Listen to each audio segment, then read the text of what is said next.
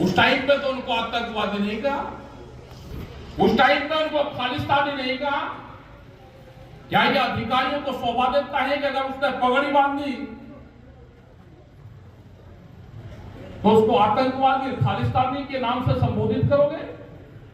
ये कान खोल कर सुनना यहाँ के अधिकारी। हम कभी पुलिस प्रशासन के खिलाफ नहीं बोल रहे तो उसका मतलब ये नहीं कि हम कमजोर हैं। यहाँ के अधिकारी कान खोल कर सुनना, अपना दिमाग ठीक कर ले, दिमाग नहीं तो पहला धरना 72 घंटे का होगा यहाँ के एसएसपी के खिलाफ। क्या अधिकारी बुला के सिख समाज के लोगों को बुला के उनपे ये आइडेंटिटी करते हैं कि आंदोलन में कौन कौन गए? अगर उनके बच्चे झंडा लगा लिए तो उनसे ये कहोगे कि ये पढ़ाई का काम करे, ये आंदोलन में क्यों जाते हैं? अगर देश में आरएसएस को छूट है, उसकी संस्थाओं में लोग जा सकते हैं, तो इस संगठन में भी लोग आएंगे। अगर उसको रोकने का काम करेगा तो धरना झेलने की ताकत रखना। जिसका जन्म यहां हुआ है वो यहां का ही है, इसको छेड़ने की कोशिश नहीं करना। न ये पंजाब जाएगा, न ये कहीं दूसरी जगह जाएगा, ये यहीं रहेंगे। आप इसको ललकारने की कोशिश नहीं करना। हमने पगड़ी बांधी है तो हम भी सिख हैं, आप हमको पहले कहना। इन्होंने ही जो आज ये ठेका ले रहे हैं, इन्होंने रक्षा करी है इस देश की। अगर यहाँ के प्रशासन ने कुछ कहा तो 72 घंटे का धरना पहला होगा, पहला। तराई के क्षेत्र को डरने की जरूरत नहीं है यहाँ के लोगों को। जिस तरह से व्यापारी यहाँ पे जमीन छीन रहा है, उनसे मुकाबला करने की जरूरत है। जो लोग अपनी जमीन 20 साल बचा लेंगे वही आदमी जिंदा रहेगा। नहीं तो इस देश की पॉलिसी है कि इस देश के किसानों को जमीन से हटाकर उनको लेबर बना जाए। यहाँ की बाहर की कंपनियां यहाँ पर आएगी, उसके लिए सस्ती लेबर चाहिए, इसलिए इस देश के किसान को खेती से हटाने का प्लान है।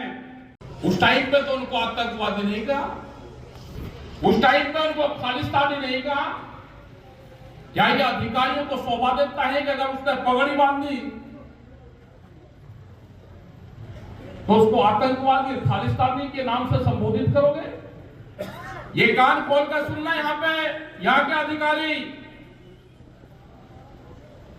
हम कभी पुलिस प्रशासन के खिलाफ नहीं बोल रहे तो उसका मतलब ये नहीं कि हम कमजोर हैं।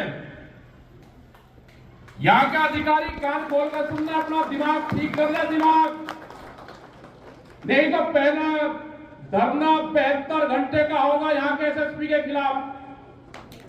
क्या अधिकारी बुला के सिख समाज के लोगों को बुला के उनपे ये आइडेंटिटी करते हैं कि आंदोलन में कौन कौन गए? अगर उनके बच्चे झंडा लगा लिए तो उनसे ये कहोगे कि ये पढ़ाई का काम करे, ये आंदोलन में क्यों जाते हैं? अगर देश में आरएसएस को छूट है,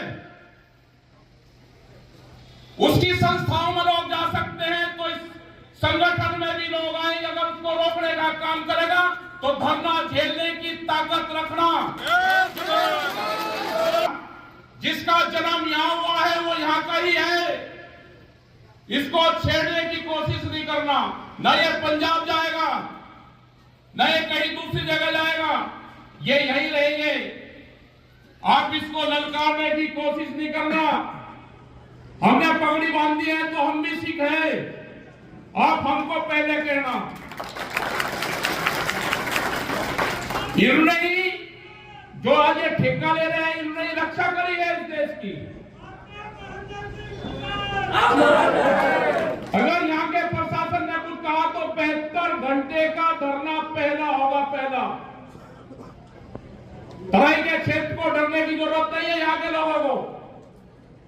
जिस तरह से व्यापारी यहाँ पे जमीन छीन रहा है, उनसे मुकाबला करने की जरूरत है। जो लोग अपनी जमीन 20 साल बचा लेंगे वही आदमी जिंदा रहेगा। नहीं तो इस देश की पॉलिसी है कि इस देश के किसानों को जमीन से हटाकर उनको लेबर बना जाए।